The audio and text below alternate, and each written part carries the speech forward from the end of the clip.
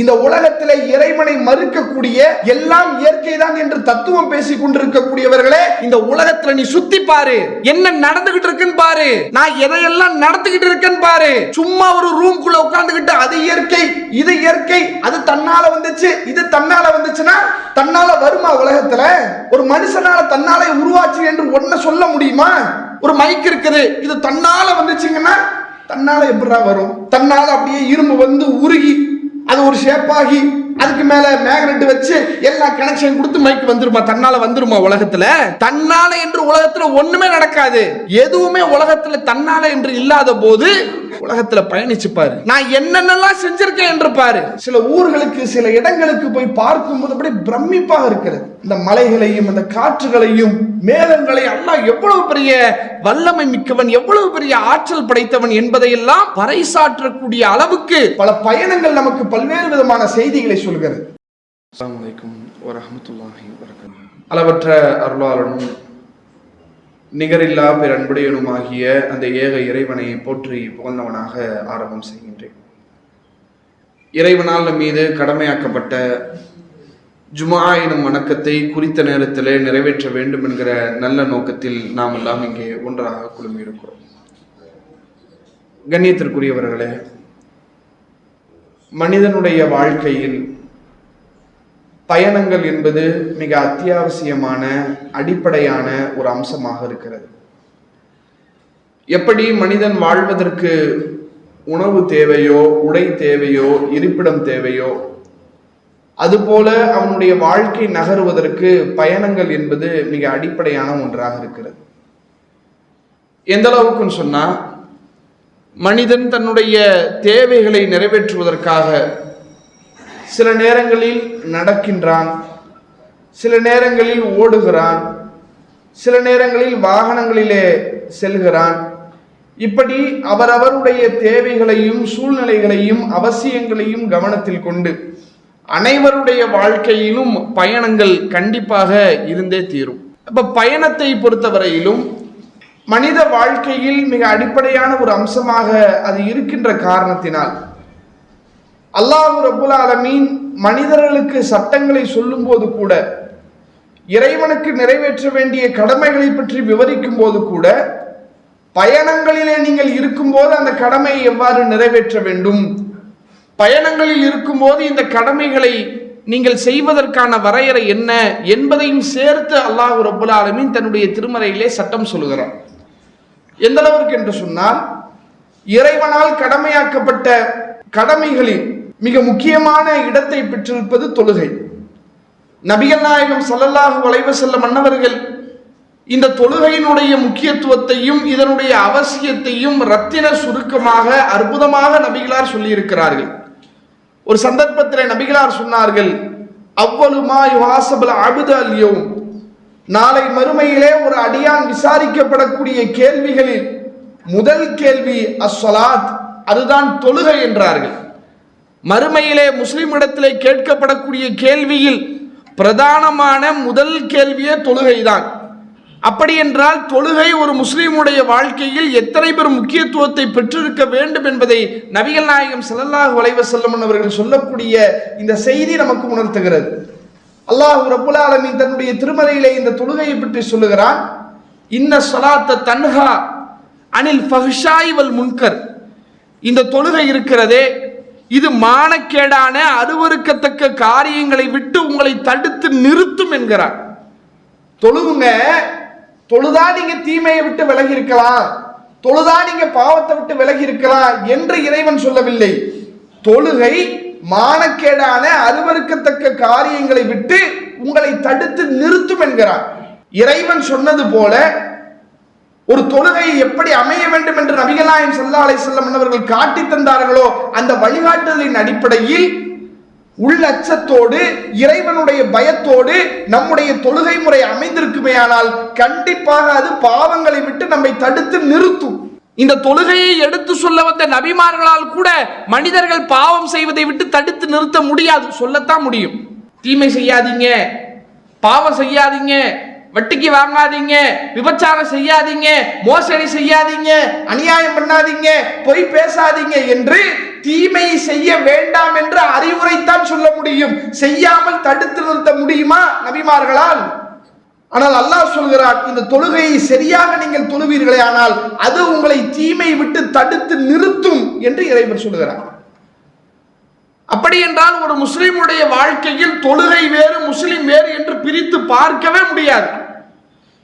முஸ்லிமுடைய வாழ்க்கையில இரண்டர கலந்த ஒரு அம்சமாக தொழுகை இருக்க வேண்டும் என்பதை இன்னும் திருமறையிலே பல இடங்களில் இறைவன் பேசுகிறான். ஆனால் இங்கே கவனிக்க வேண்டிய விஷயம் என்ன?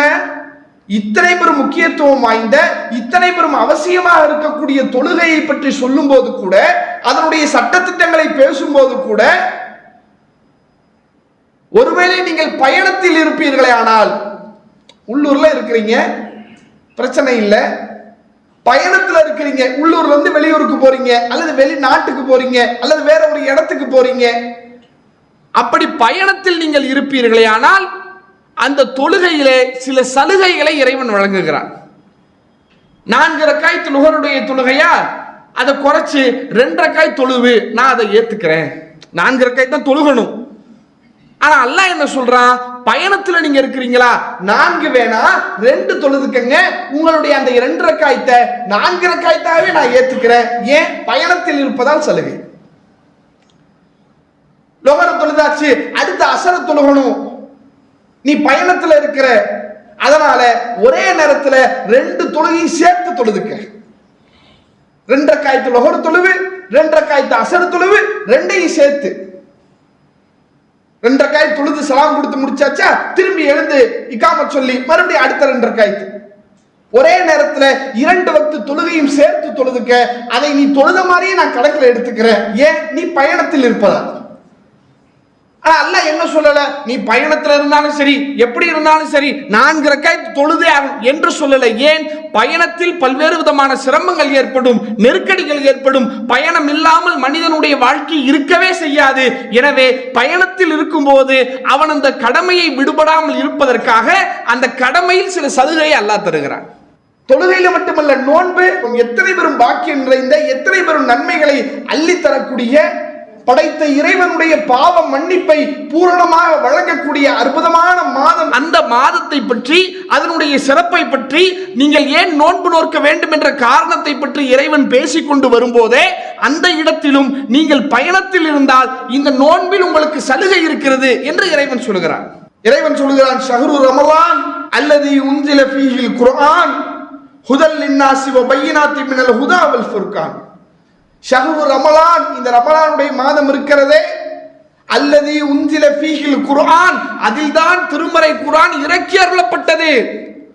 ஹுதல் லின்னாஸி வ பையினாத்தின் மினல் ஹுதா வல் ஃபுர்கான், மனிதர்களுக்கு நேர்வழியையும் நன்மை தீமையையும் தெளிவுபடுத்தக்கூடிய இந்த திருமறை குர்ஆன் அந்த ரமலானுடைய மாதத்தில் தான் இறக்கி அருளப்பட்டது. ஃபமன் ஷஹீத மின்கும் ஷஹர், உங்களில் யார் அந்த மாதத்தை அடைகிறாரோ ஃபல் யஸ்முஹு, அவர் அந்த மாதத்தில் நோன்பு நோற்றுக் கொள்ளட்டும். ஒமன் கான மரீலன் அவலா சஃபரின், யார் நோயாளியாகவோ அல்லது பயணத்தில் இருக்கிறாரோ ஃபஇத்தத்து மின் அய்யாமின் உஹர், அவர் மற்ற நாட்களில் அந்த நோன்பை கணக்கிட்டு நோற்றுக் கொள்ளட்டும். நீங்க பயணத்தில் இருக்கிறீங்களா, நோன்பு வைக்க வேண்டிய கட்டாயம் இல்லை, நோன்பை விட்டுருங்க. விட்டுட்டு மற்ற மாசத்துல வச்சுக்கங்க. பயணத்திலேயே உங்களுக்கு ஆல்ரெடி சிரமம் இருக்கும், கஷ்டம் இருக்கும். அதனால பயணத்தில் இருக்கும் போது நீங்கள் நோன்பு வைக்க வேண்டிய அவசியம் இல்லை. அதை விட்டுவிட்டு மற்ற நாட்களில் அதை கணக்கிட்டு வைத்துக் கொள்ளுங்கள் என்று இஸ்லாத்தினுடைய கடமைகளில் மிக முக்கியமான கடமையாக இருக்கக்கூடிய நோன்பை பற்றி சொல்லும் போது அங்கேயும் பயணிகளை கவனித்து சட்டம் சொல்கிறான். இப்ப பயணத்தில் இருக்கிறோம், தொழுகையினுடைய நேரம் வந்துருச்சு, ஒழு செய்யணும், தண்ணி வேணும்ல. அப்ப தண்ணியை தேடி நீங்கள் தவிப்பீர்கள். எல்லா இடங்களிலும் தண்ணி கிடைக்குமா என்று சொல்ல முடியாது. அது மாதிரியான ஒரு சூழல் ஏற்படும் போது தண்ணீர் கிடைக்கவில்லையா, ஃபதயம்மமு ஸஈதன் தய்யிபா, தூய்மையான மண்ணை கொண்டு நீங்கள் தயமம் செய்து கொள்ளுங்கள். தயமம்ங்கிற சட்டத்தையே பயணத்தை அடிப்படையாக வைத்து இறைவன் பேசுகிறான். நீங்க நோயாளியா இருக்கிறீங்க அல்லது பயணத்துல இருக்கிறீங்கன்னு சொன்னா, நீங்க தண்ணி கிடைக்காத நேரத்துல நீங்கள் பயனாளியாக இருக்கிற காரணத்தினால தயமம் செய்து உங்களுடைய ஒழுவை நீங்கள் பூர்த்தி செய்து கொள்ளுங்கள் என்று இறைவன் சொல்லி காட்டுகிறான்.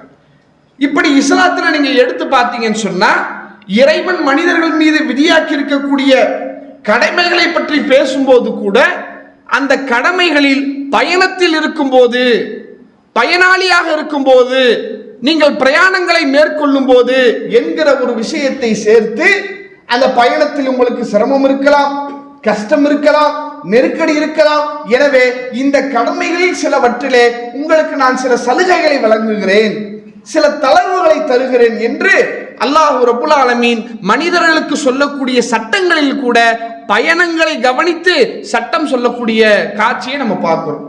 இப்படி மனித வாழ்க்கையில் பயணம் என்பது ஒரு அடிப்படையான அத்தியாவசியமான விஷயமாக இருக்கிறது. இதை இன்னும் ஒரு படி மேலே சென்று நாம சொல்வதாக இருந்தால், திருமறை குர்ஆனை நீங்க எடுத்து பார்த்தீங்கன்னு சொன்னா, அல்லாஹ் ரப்புல் ஆலமீன் பயணம் செய்யுங்கன்னே சொல்றான். பயணம் பண்ணி போய் பாரு. ஒரு இடத்துல அல்லாஹ் பேசுகிறான், சீரு ஃபில் அர்ல் ஃபன்னுர் கைஃப கான ஆகிபத்துல் முகத்திபீன். இந்த உலகத்தில் நீங்கள் பயணம் செய்து பொய்யர்களுடைய முடிவு எவ்வாறு ஆனது என்று நீங்கள் பார்க்க வேண்டாமா? உலகத்தில் அநியாயம் பண்ணவன், அக்கிரமம் பண்ணவன், அவனுடைய கடைசி அழிவு எப்படி இருந்தது என்பதை பார்ப்பதற்காகவே நீங்கள் பயணம் செய்யுங்கள். அந்த பயணம் உங்களுக்கு இறையச்சத்தை ஏற்படுத்தும், படைத்த இறைவனுடைய ஆற்றலை உங்களுக்கு புரிய வைக்கும் என்று பயணத்தின் மூலமாக படைத்த இறைவனுடைய பயம் நமக்கு வரும் என்று ஒரு இடத்துல சொல்றான். இன்னொரு இடத்துல அல்லாஹ் பேசுறான், உலகத்துல படைத்த இறைவனை மறுத்து, கடவுள்லாம் ஒண்ணு கிடையாதுங்க, எல்லாம் இயற்கை, எல்லாம் தானா வந்துச்சு, சூரியன் தானா வந்துச்சு, சந்திரன் தானா வந்துச்சு, இரவு தானா வந்துச்சு, பகல் தானா வந்துச்சு, மழை தானா வந்து, எல்லாம் தானா இயற்கையா நடக்குது என்று இறைவனை மறுத்து இருக்கக்கூடிய சிந்தனைவாதிகளை பார்த்து, தன்னை பகுத்தறிவாதி, தன்னை சிந்தனைவாதி என்று சொல்லிக் கொண்டிருக்கக்கூடிய இந்த முட்டாள்களை பார்த்து அல்லாஹ் ரப்புல் ஆலமீன் தன்னுடைய திருமறையிலே சொல்லி காட்டுகிறார், அஃபலம் யஸீரு ஃபில் அர்ல், இந்த உலகத்திலே அவர்கள் பயணம் செய்திருக்க வேண்டாமா? ஃபதக்குனு லஹும் குலூபுன் யல்கிலுன பிஹா, அப்படி ஒருவேளை அவர்கள் பயணம் செய்திருப்பார்களேயானால் அவர்கள் சிந்திக்கக்கூடிய மூளையை, சிந்திக்கக்கூடிய உள்ளத்தை அவர்கள் பெற்றிருப்பார்கள்.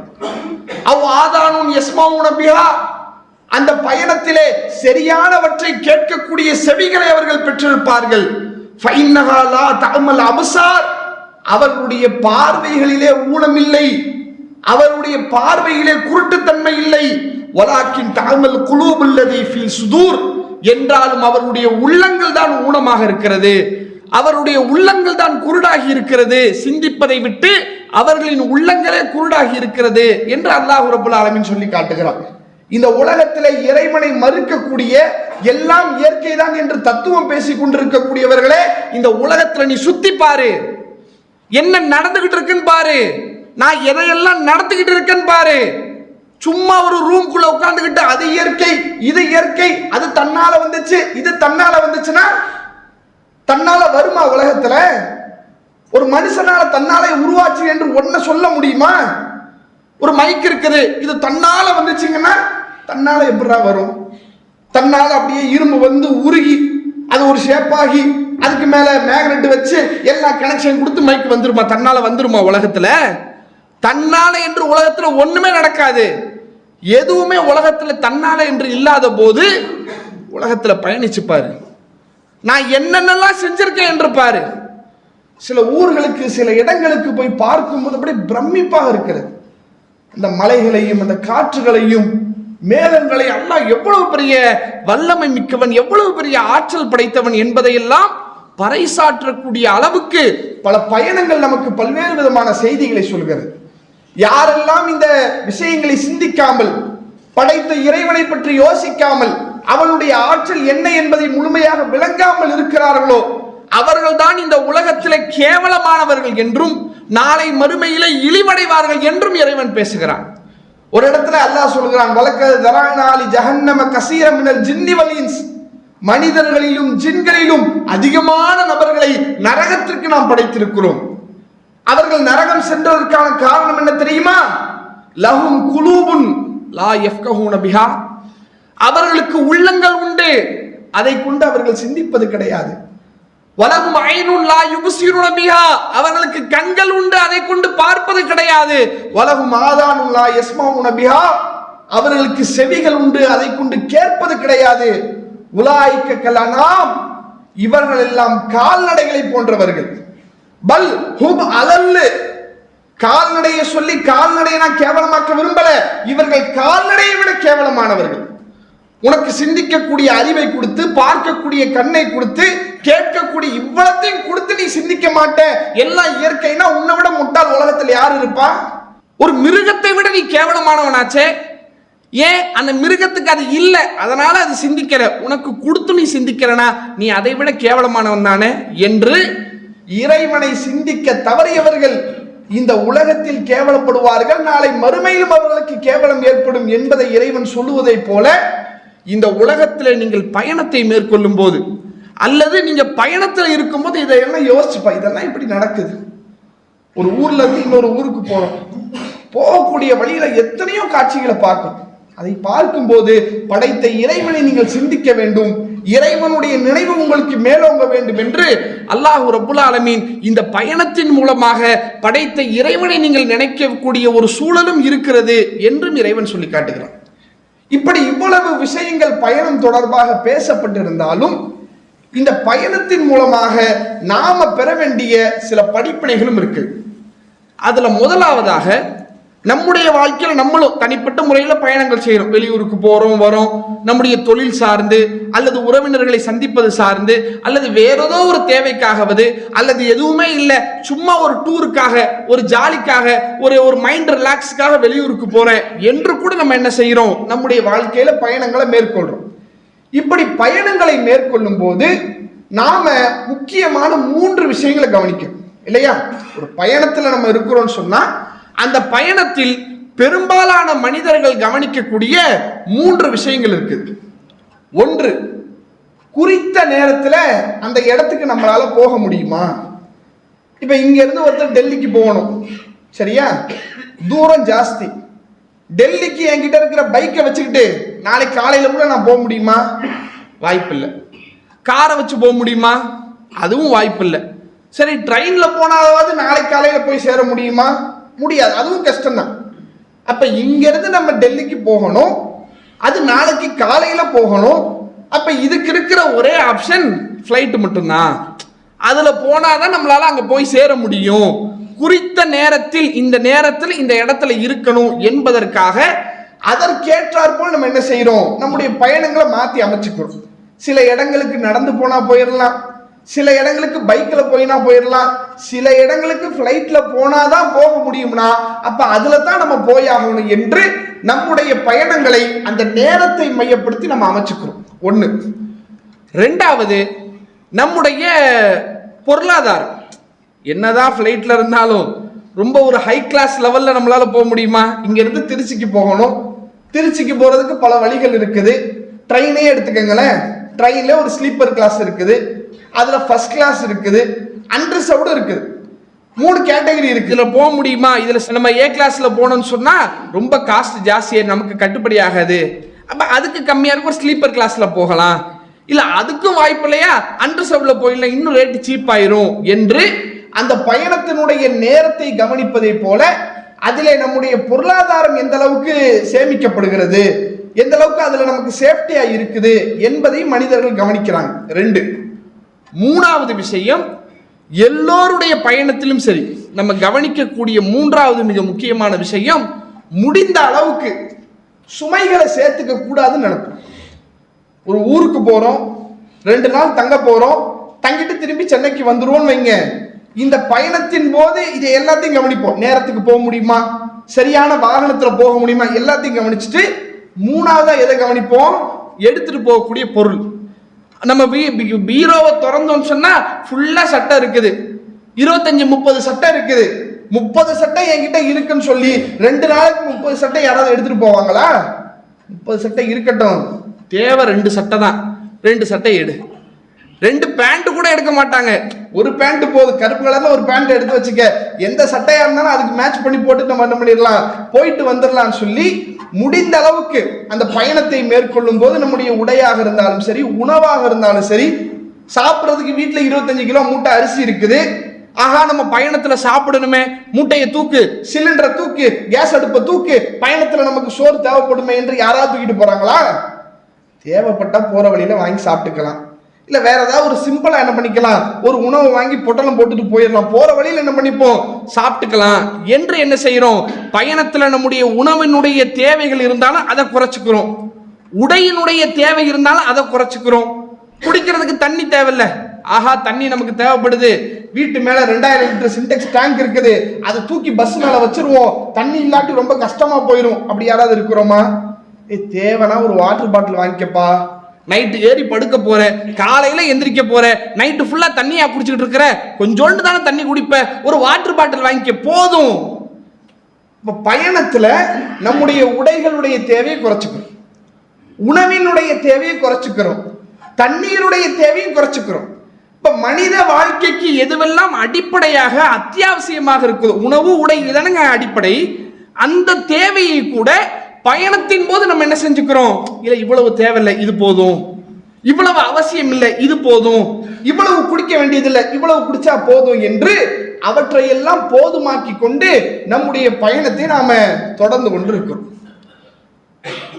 இந்த இடத்துல தான் இஸ்லாம் நமக்கு ஒரு அற்புதமான அறிவுரையை சொல்கிறது. நபிகள் நாயகம் ஸல்லல்லாஹு அலைஹி வஸல்லம் அன்னவர்கள் இறைவனை நம்பிக்கை கொண்ட அடியார் இந்த உலகத்தில் அவர் எப்படி வாழ வேண்டும், இந்த உலகத்திற்கும் உனக்குமான உறவு எப்படி இருக்க வேண்டும் என்பதை நபிகள் நாயகம் ஸல்லல்லாஹு அலைஹி வஸல்லம் அன்னவர்கள் சொல்லக்கூடிய இந்த செய்தியை இந்த விஷயங்களோடு நீங்கள் ஒப்பிட்டு பாருங்கள்.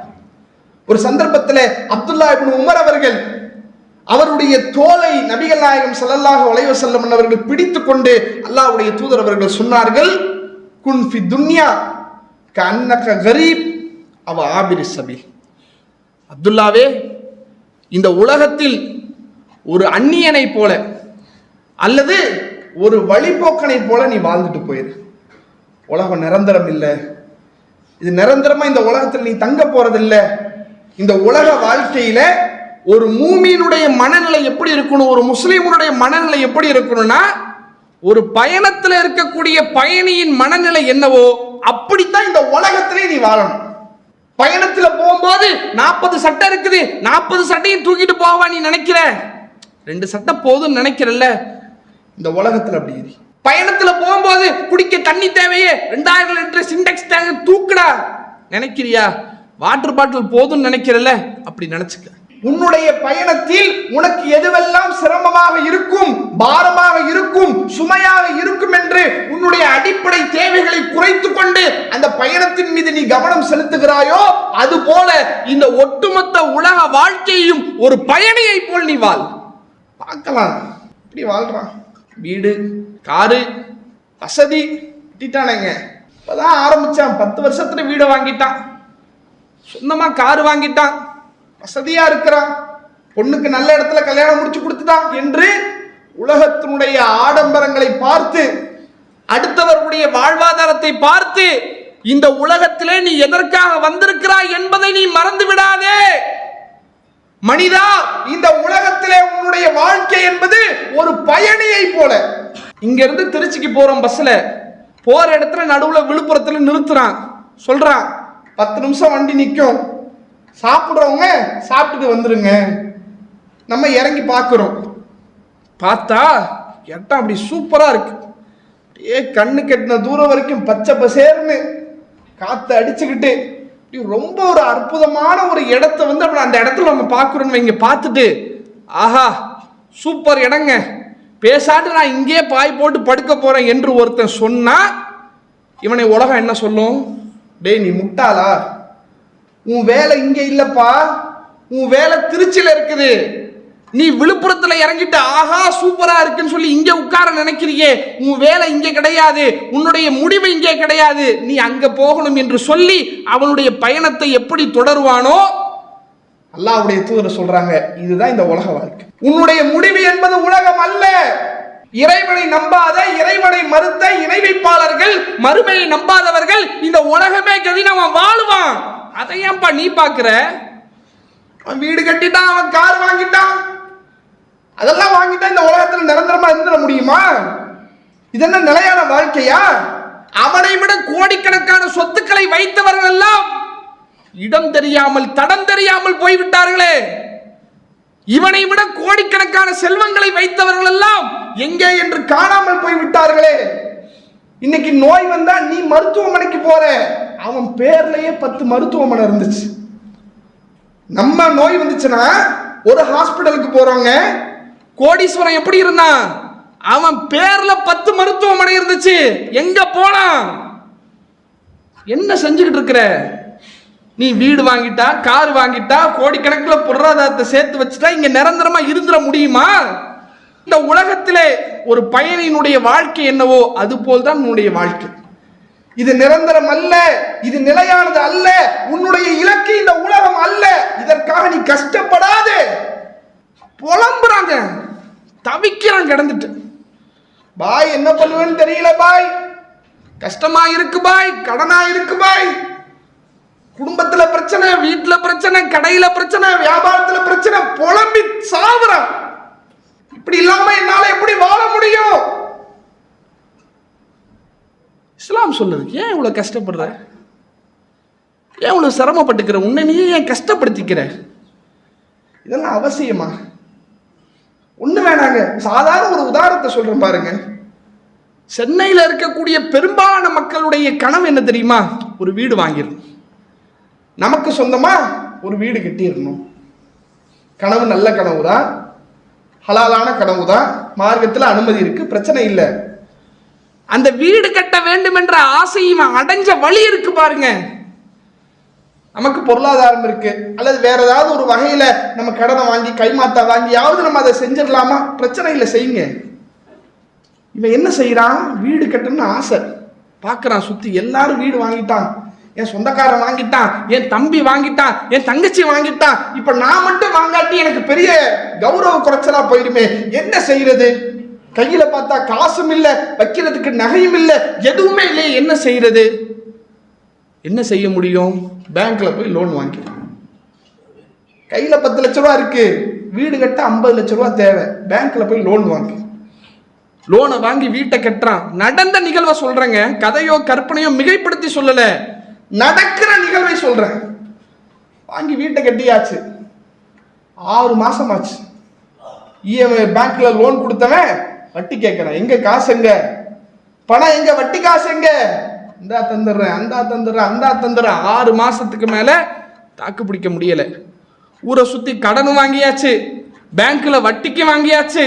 கடனையும் அடைக்க முடியாம, வட்டியும் கொடுக்க முடியாம, எந்த வீட்டை கட்ட வேண்டும் என்று ஆசைப்பட்டு உலகத்துல போராடினானோ அந்த வீட்டை வித்து தெருவுக்கு வந்தவர்கள் எத்தனை பேர் தெரியுமா? புலம்புறாங்க. எனக்கு கதையா சொல்லிக்கிட்டு இருக்கேன், கண் கூட நடந்துகிட்டு இருக்கு. நம்ம கூட இருக்கிறவங்க, பழகிறவங்க, அவன் படக்கூடிய கஷ்டத்தை போய் பாருங்க. இது மாதிரியான காட்சிகளை இந்த உலகத்துல பார்த்துக்கிட்டு இருக்கிறோமே. இஸ்லாம் அதைத்தான் சொல்லும், கஷ்டமாய்க்காத உலகத்துல. ஒரு பயணிக்கு என்ன தேவையோ அது மாதிரி இந்த உலகத்துல வாழுப்பா. நீயே தேவையில்லாத சுமைகளையே ஏத்திக்கிற, சிரமங்களையே ஏத்திக்கிற. வீடு வாங்கணும்னு ஆசை, நல்ல ஆசைதான். அதுக்கு நீ கடன் வாங்குறியே, அந்த கடனை அடைக்க முடியாம நீ இறந்துட்டா அந்த நிலைமை என்னவாகும்? உலகத்திலையும் கஷ்டம், மறுமையிலையும் கஷ்டம். இதெல்லாம் நீ யோசிக்க வேணாமா? இதெல்லாம் நீ சிந்திக்க வேணாமா? ஆசை இருக்குது சரிதான், அதை அடைவதற்கான வழி என்ன என்று புரியாமல் மனிதன் இன்றைக்கு தன்னுடைய வாழ்க்கையை நாசமாக்கிட்டு இருக்கிறாங்க. இப்படி கடனை உடனே வாங்கி அந்த வீட்டை கட்டி அதில் படுத்தா அவனுக்கு நிம்மதியா தூக்கம் வருமா? தேதி பிறந்துருச்சு, 1ஆம் தேதி ஆயிடுச்சு, 10ஆம் தேதி ஆயிடுச்சு, கடன்காரன் வருவானே, அவன் வந்து கேட்பானே, தூக்கம் வராது, நிம்மதியா வாழ முடியாது. அப்படிப்பட்ட ஒரு நெருக்கடியான வாழ்க்கை உனக்கு தேவையா? சாதாரணமா இருந்துக்கு. நபிகள் நாயகம் ஸல்லல்லாஹு அலைஹி வஸல்லம் அவர்கள் இந்த உலகத்தில் எப்படி வாழ்ந்தார்கள்? ஒரு சந்தர்ப்பத்தில் அல்லாஹ்வுடைய தூதர் அவர்கள் படுத்திருக்கிறார். ஒரு வல்லரசு நாட்டினுடைய ஜனாதிபதி நபிகள் நாயகம் ஸல்லல்லாஹு அலைஹி வஸல்லம் அவர்கள் படுத்திருக்கிறார்கள். அவரை சந்திப்பதற்காக தோழர்கள் வருகிறார்கள். வந்து பார்க்குறாங்க, நபிகளாருடைய முதுகிலே ஈச்சமர நார் அப்படியே அந்த அச்சு நபிகளாருடைய முதுகில் பதிந்திருக்கிறது. அதை பார்த்த உடனே சஹாபாக்களுக்கு நெஞ்சு பொறுக்கலை. அல்லாஹ்வுடைய தூதர் அவங்க ஒரு கைத்து கட்டில் படுத்து நபிகளாருடைய முதுகலிலே இப்படி அச்சு விழுந்திருக்குதே என்று பார்த்து தோழர்களுடைய உள்ளமெல்லாம் வருத்தத்திலே பொதுங்கும் போது நபிகள் நாயகம் ஸல்லல்லாஹு அலைஹி வஸல்லம் அவர்கள் சொல்றாங்க, என்ன பிரச்சனை, ஏன் கவலைப்படுறீங்க? சஹாபாக்கள் கேட்கிறாங்க, அல்லாஹ்வுடைய தூதரே, ஒரு விரிப்பை கொண்டு வந்து தரட்டுமா? வெறும் உடம்பா படுக்கிறீங்களே, இது மேல போடுறதுக்கு ஒரு சாதாரண விரிப்பை கொண்டு வந்து தரட்டுமா? அல்லாஹ்வுடைய தூதர் அவங்க சொன்னாங்க, எதுக்குப்பா அதெல்லாம்? இந்த உலகத்துக்கும் எனக்கு என்ன தொடர்பு இருக்குது? ஒரு பிரயாணி சுப்ஹானல்லாஹ் சொன்னாங்களேங்க அல்லாஹ்வுடைய தூதர் அவங்க, உலகத்துல ஒரு பிரயாணியை போல நீ வாழுன்னு சொல்லிட்டு ரசூலுல்லாஹ் அரண்மனையில உட்கார்ந்துருக்கல, நீ கஷ்டப்பட்டு உலகத்துல வாழுப்பான்னு சொல்லிட்டு நபிகளார் சொகுசு அனுபவிக்கல. சொன்ன ரசூலுல்லாஹ் எப்படி வாழ்றாங்க? ஒரு துடியில நபிகளார் அவர்கள் அது கூட எனக்கு வேண்டாம் என்று சொல்லிட்டு நபிகளார் சொல்றாங்க, இந்த உலகத்துக்கு எனக்கு என்ன சம்பந்தம்? ஒரு பயணத்துல ஒரு மரத்தின் கீழே ஓய்வெடுக்கிறோம், ஓய்வெடுத்த பிறகு அந்த மரத்தை விட்டு நம்ம நகர்ந்து போறோமே, அதுதானே இந்த உலக வாழ்க்கை, அப்படித்தானே நான் வாழ்ந்துகிட்டு இருக்கிறேன், எனக்கு இதுவே போதும் என்று அல்லாஹ்வுடைய தூதரவர்கள் வாழ்ந்த வாழ்க்கையை பார்க்கிறோம். ஆச்சரியமாக இருக்கிறது. அப்ப நம்முடைய உலக வாழ்வில நமக்கு எது தேவை? ஒரு பயணியை போல நபிகளார் நம்மை வாழ சொல்கிறார்கள் என்றால், இந்த பயணத்தில் நமக்கு எது தேவை என்று நாம் முடிவெடுப்பதை போல இந்த உலக வாழ்க்கையில் நமக்கு எது தேவை? சொல்லுவான், வீடு இல்லாட்டி மதிப்பானா, கார் இல்லாட்டி மதிப்பானா, வசதி இல்லாட்டி சொந்தக்காரன் உன்னை மதிப்பானா? எவனும் மதிக்க தேவையில்லை. அவன் மதிக்கிறதுனால எனக்கு என்ன வரப்போகுது? 10 பைசாக்கு பிரயோஜனம் கிடையாதுங்க. அவன் என்ன பேசுவான், எவன் என்னவா பேசிட்டு போட்டும், மறுமையில அல்லாஹ்விடத்துல நான் தானே பேசி ஆகணும், அல்லாஹ் கிட்ட நான் தானே பதில் சொல்லி ஆகணும். எனக்கா இவன் வந்து பேசுவானா? எனக்கா இவன் வந்து பதில் சொல்லுவானா? அப்ப அதையெல்லாம் நம்முடைய உள்ளத்திலே ஆழமாக பதித்து கொண்டு அதற்கேற்றாற் போல் நம்முடைய வாழ்வை நாம் கட்டமைக்க வேண்டும். அதுதான் நாளை மறுமையினுடைய வெற்றிக்கான வழியாக இருக்கும் என்று சொல்லி அல்லாஹு அக்பர், அல்லாஹு அக்பர்.